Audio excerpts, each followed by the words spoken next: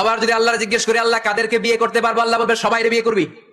বাংলাদেশের নারীরা বিয়ে করা হালাল, পাকিস্তানের মেয়েদেরকে বিয়ে করা হালাল, সৌদি আরবের নারীদেরকে বিয়ে করা হালাল, এই বাংলাদেশের সিলেটের মেয়েদেরকে বিয়ে করা হালাল, ঢাকার মেয়েদেরকে বিয়ে করা হালাল, চট্টগ্রামের মেয়েদেরকে বিয়ে করা হালাল। হালালের কোনো শেষ নাই, সুবহানাল্লাহ পড়েন।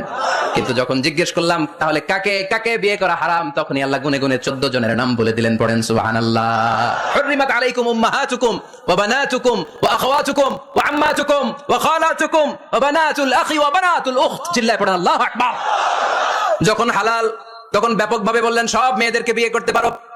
মুসলিম যত নারী হয়, বাংলাদেশের হোক, পাকিস্তানের হোক, ইন্ডিয়ার হোক, গোটা বিশ্বের যে কোনো জায়গার মুসলিম নারী হলেই সেটা হালাল। কিন্তু হারাম কোনটা যখন জিজ্ঞেস করলাম, গুনে গুনে বললেন মাকে বিয়ে করা হারাম, নিজের কন্যাকে বিয়ে করা হারাম, বোনকে বিয়ে করা হারাম, ফুফিকে বিয়ে করা হারাম, খালাকে বিয়ে করা হারাম, ভাতিজিকে বিয়ে করা হারাম, নিজের ভাগ্নিকে বিয়ে করা হারাম। সুবহানাল্লাহ পড়বেন না?